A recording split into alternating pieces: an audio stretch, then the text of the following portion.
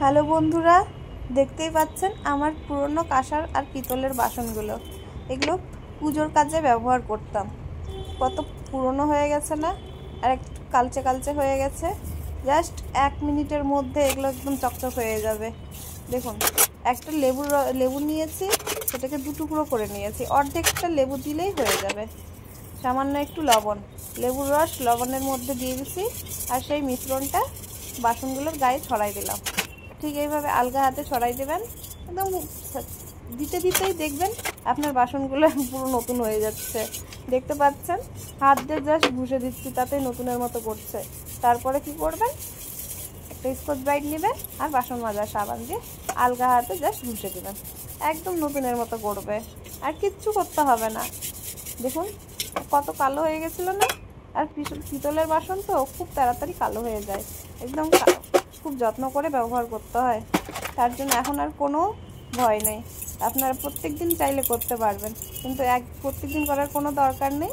একবার এরকম ঘুষে দিলে 1 সপ্তাহ আর আপনাকে ঠিক এই লবণ আর লেবু দিয়ে ঘুষতে হবে না। 1 সপ্তাহ একদম চকচক করবে আপনার বাসন।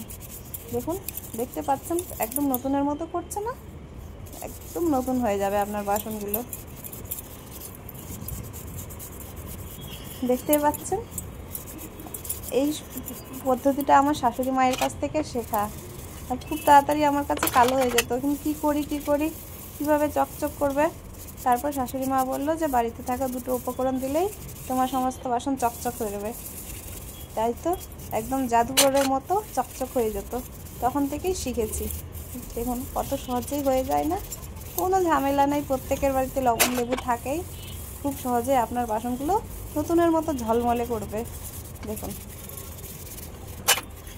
একদম সামান্য একটু সাবান দিয়ে সমস্ত বাসনগুলো দেখুন ধুয়ে দিচ্ছি। এখন করছে না নতুনের মতো ঝলমলে, একদম চকচক করবে। দেখতেও ভালো লাগবে, আপনার মনটাও ঝলমলে হয়ে যাবে বাসনগুলো দেখে। ঠিক আমার যেমন হয়েছে, একদম রোদ পড়ে একদম ঝলমলে করতেছে বাসনগুলো।